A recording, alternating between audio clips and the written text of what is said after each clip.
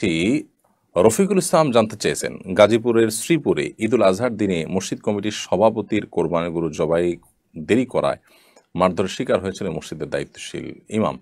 মারধর পরে ইমামকে চাকরিচ্যুত করেছেন সভাপতি। আপনার মন্তব্য কামনা করছি। বা রফিকুল ইসলাম, এই বিষয়টি বেশ কয়েকদিন হয়ে গেছে এবং সোশ্যাল মিডিয়ার কল্যাণে আমার নজরে এসেছে।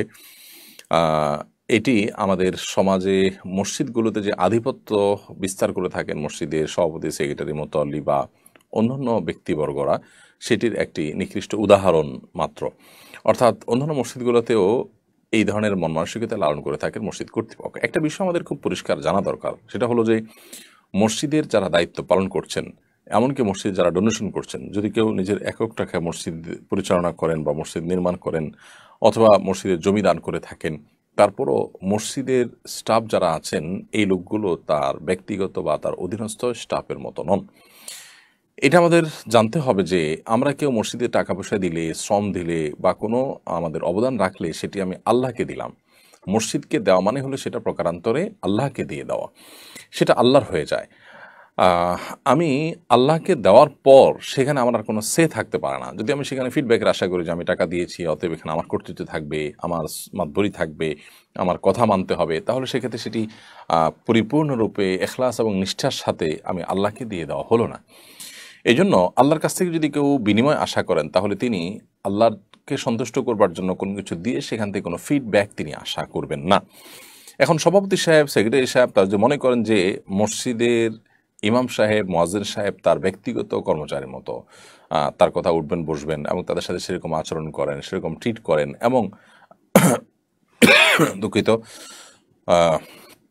গরু জবাই করা, কোরবানির বা অন্যান্য কাজে তাকে প্রায়োরিটি দিতে হবে, এরকমটি যদি তিনি মনে করেন, তাহলে সেক্ষেত্রে তিনি মসজিদের খেদমত করছেন না, এটা তার অন্য 10টি ব্যবসার মতো একটা ব্যবসার কাজে পরিণত করছেন সেটিকে। আর মসজিদকে যদি সেই কাজে পরিণত করেন, তাহলে সেক্ষেত্রে সবের চাইতে মসজিদের খেদমত করে তিনি আরও গুনাহগার হবেন বেশি। তো এই ধরনের স্বেচ্ছাচারী মনোভাব যাদের আছে, তারা আসলে আল্লাহর ঘরের দায়িত্ব পালন করার জন্য উপযুক্ত ব্যক্তিই নন। আমাদের সমাজের ভালো এবং আপনার দায়িত্বশীল মানুষ, দায়িত্ববান মানুষ, নেককার মুত্তাকি মানুষগুলোকে খুঁজে খুঁজে মসজিদের দায়িত্ব দেওয়া হয় না সচরাচর। বরং দায়িত্ব দেওয়াই হয় এই সমস্ত ব্যক্তিদেরকে যাদের টাকা আছে, যাদের পেশি শক্তি আছে ইত্যাদি। তো মসজিদগুলোতে অন্তত এই ধরনের স্বেচ্ছাচারিতা বা এই ধরনের আপনার মাতবরি সর্দারি করা মানসিকতা কোনো অবস্থাতে গ্রহণযোগ্য নয়। এরকম মানসিকতা পালনকারীদেরকে মসজিদের দায়িত্ব দেওয়া উচিত নয়। আমাদের প্রত্যেকটা এলাকার মানুষের দায়িত্বশীল আচরণ করা উচিত এক্ষেত্রে, যে মসজিদ কমিটিতে তাদেরকে রাখা হবে যে মানুষগুলো নামাজি, যে মানুষগুলো মসজিদ কমিটিতে থাকার সুযোগ রয়েছে, অধিকার রয়েছে বা যোগ্যতা রয়েছে, বিশেষ করে তারা সৎ হবেন ব্যক্তিগত জীবনে, আল্লাহ ভীরু হবেন, মুত্তাকি হবেন। আল্লাহ বলেছেন, ইন্নামা ইয়ামুরু মাসাজিদ আল্লাহি মান আমানা বিল্লাহি ওয়াল ইয়াউমিল আখির ওয়া আকামাস সালাতা ওয়া আতাজ যাকাতা ওয়া লাম ইয়াখশা ইল্লাল্লাহ।